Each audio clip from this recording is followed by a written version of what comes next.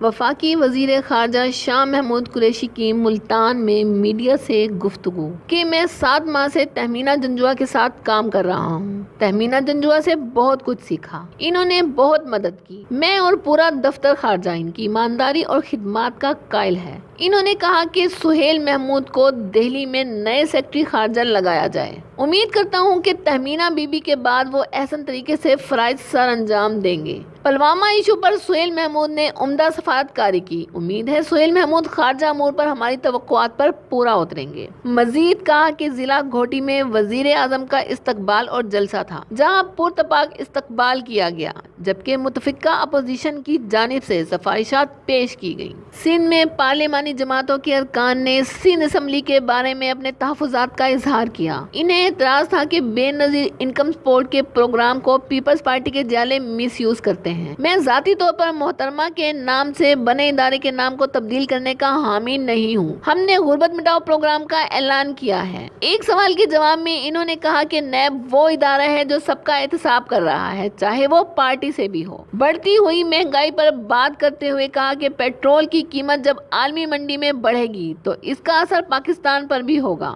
ہم کوشش کر رہے ہیں کہ ایسے اقدامات کریں جن کا بوجھ عوام پر کم پڑے۔ ہماری کوشش ہے جتنا ہو سکے عوام کو اتنا ریلیف ملے۔ بھارت پاکستان کو گرے لسٹ سے بلیک لسٹ میں دھکیلنے کی کوشش کر رہا ہے۔ میں بلاول بھٹو اور شہباز شریف سے کہتا ہوں، اختلافات رہتے ملکی مفادات کی خاطر سب کٹھے ہو جائیں۔